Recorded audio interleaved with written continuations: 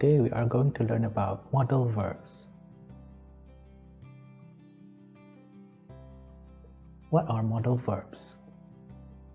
Modal verbs are sometimes referred to as modal auxiliary verbs because they help other verbs.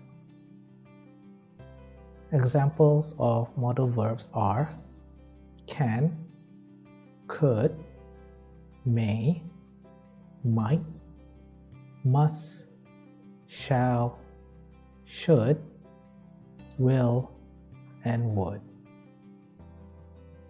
How do we use modals? We have an example sentence here. Mary could play the piano. Mary is the subject, the verb is play, and the modal is could. Usually, if we write it in another way, which is more common, Mary plays the piano. Mary does this. The modal could in the example modifies the verb play. Mary could play the piano means that Mary has the ability to play the piano. It could also mean that there is a suggestion that Mary play the instrument. The form of the modal verb. There is no S in singular. There is no do or does in the question. There is no don't or doesn't in the negative, and not after the verb to make a negative verb. Examples: he can ski. It is not he can ski or he can skis. In question form, would you like to come with me? We do not write it as do you would like to come with me? In negative form, they cannot be serious or they can't be serious. We don't write it they can't be serious. The forms continue. Modal verbs do not have infinitives using to or the ing ending in its form. There's no to can or canning. There's no to must or musting. Modal verbs are followed by an infinitive without to. Examples: she must study. We should have gone the other way. He could play football in his youth, which shows a general ability. So what do they express? Modal verbs, they can have more than one meaning depending on the situation. To understand it better, we are going to divide them into two categories.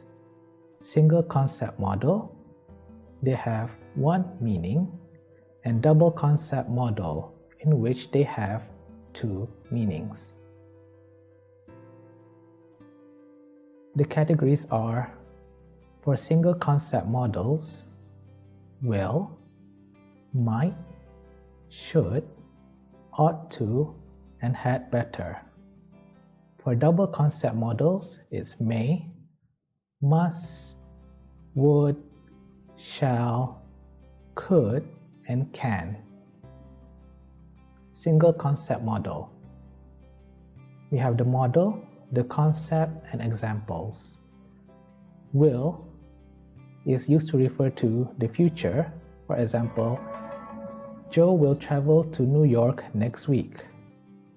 Might is used to indicate a small probability.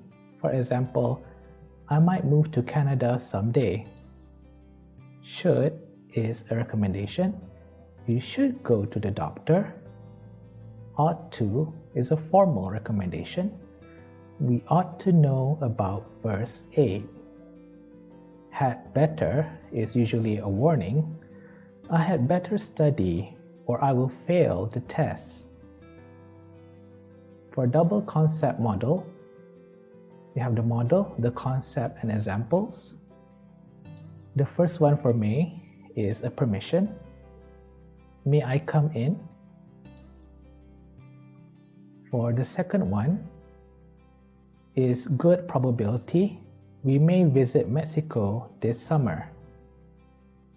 For must, the first one indicates responsibility. Everyone must pay taxes. For the second one, we have an assumption. She didn't arrive. She must be sick.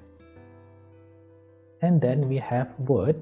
The first one is usually used in the past to indicate that it used to happen. Example, when I was young, I would play soccer. For the second one, it is to indicate something that happened in the present, and it could be unreal. I would buy the car, but I can't afford it. We also have shall. The first one, educated expression or offer. Excuse me, I shall go now. Shall I clean it? For the second one is a contractual obligation, which is usually an agreement. The company shall pay on January 1st. We move on to could. The first one indicates an unreal ability. I could go if I had time.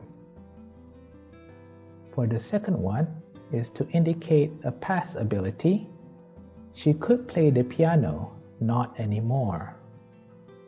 For can, the first one, to indicate present ability. We can speak English. And for the second one is to indicate permission. Can I have a sweet? We also have 5 other modal verbs that fall under the category of obligation or advice, and also offers. For have to, I have to study tonight. For shall, you shall pay on Tuesday. Shall I help you? For should or ought to, you should see it. It's excellent. For had better, you had better sleep more. And would you like a drink? A last tip. There are few verbs which often serve as modals too. These are model-like verbs. Model-like verbs. You have the model, the concept, and example. Like to is to indicate an enjoyment. I like to watch TV. For want to is to indicate a desire. John wants to buy a car. For need to indicates a necessity. We really need to talk to you. For have to indicate obligation. Susan had to pay the rent. For have got to, which means have to. I have got to go now. Well, that is all for today's lesson. Thank you for listening. Do ask your respective instructor for further information regarding modal verbs.